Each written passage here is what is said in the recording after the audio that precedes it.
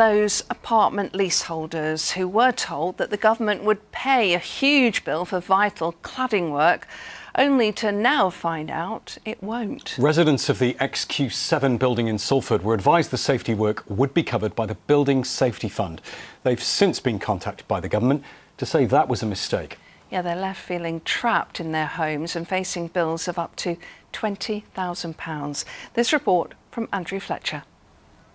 So this is the letter that we got explaining that we now had to pay for a significant proportion of the building works that's required. He describes it as a bombshell, the letter that arrived on the doormat of Simon Curtis and hundreds of his neighbours, telling them the government funding they'd been promised to make their buildings safe from fire would now cover just half the cost of the work. We've bought this apartment and you buy it on the premise that it's safe. And now we're finding out that that's clearly not the case, and we're living here day to day. There are 3 types of cladding on the XQ7 building: render, high-pressure laminate and brickwork. All of them had been identified as unsafe, and in April the government agreed to fund the whole £10.5 million repair cost.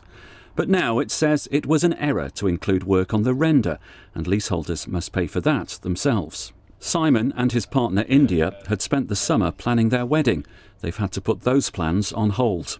My initial thoughts, myself and my partner having booked that wedding, is, what are we going to do now? Because we've committed costs there. How are we going to fund it? It's just a terrible situation, and we're no better off than we were prior to finding out we had some funding. And if anything, the mental scars of the process have gone somewhat above what they were originally. There are 270 apartments in the block. Leaseholders each now face an estimated £20,000 bill, which many will struggle to afford. That's a significant amount of money. It's a deposit on a house for some people. It's a car. And to have that effectively, and then for that to be taken away, is just a real kick, to be honest. The leaseholders have enlisted the support of their MP in their campaign to extend the government help available.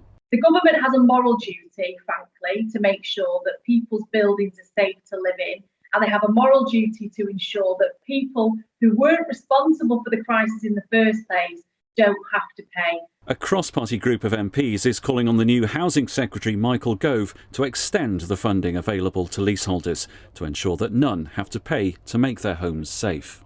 I would just ask Mr. Gove, listen to what the opinions of these people are.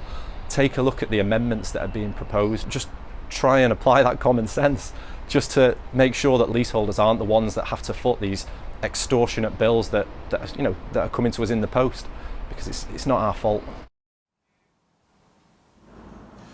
Well, that's a message from Simon and his neighbours here to the government. We did ask the government for a response, and they sent us a statement. They say the original application submitted by the building owners included works that were ineligible. Zenith, the property owners, are now proceeding with a full application for eligible remediation work, and we will fund all eligible works in full.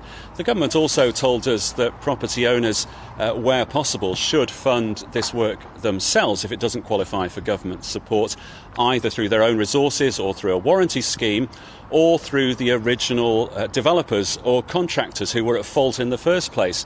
We've spoken to the management company as well, Zenith, and they've told us that they have appealed against this government decision, and that if the work does have to be done, they will do all they can to avoid the costs being borne by the leaseholders. Important to say that the leaseholders we've spoken to don't blame the management company for what's happening here. They do blame the developers, the company that built this block back in 2008. The problem is that company no longer exists. It's gone bust. And that's also the situation facing many residents and leaseholders in blocks across the northwest and across the country. They can't trace the developers who are at fault for the work that now needs to be corrected. And in that situation, and where leaseholders are not eligible for government funding, they have to foot the cost themselves. That's the loophole that these campaigners and the MPs are trying to close.